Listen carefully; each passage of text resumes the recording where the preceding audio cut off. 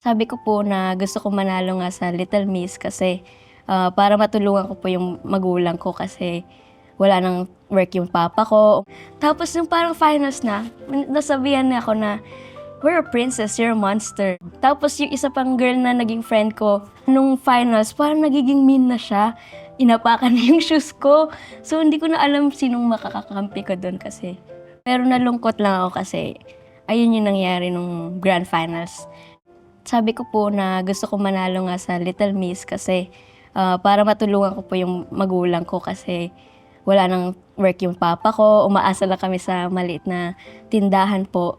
So akala ko po talo ako, kaya kung babalikan niyo po yung reaction ko dun, ganyan lang ako, hindi ko na-realize na ako pala yung panalo. O kasi ang tinawag yung first runner-up, Opo. akala mo yun yung winner. Opo, yun talaga. Yung hindi tinawag, yun yung winner. Eh Yes. syempre 6 ka pa lang nun, hindi mo pa Ganun naiintindihan pala yun. Nung in-announce na po yung name ko, tapos nakikita ko yung mga kasama ko, yung pamilya ko na nasa audience, tumatalon na sila. Doon ko pa lang po nag-sink in sa akin na ako pala yung Little Miss Philippines winner.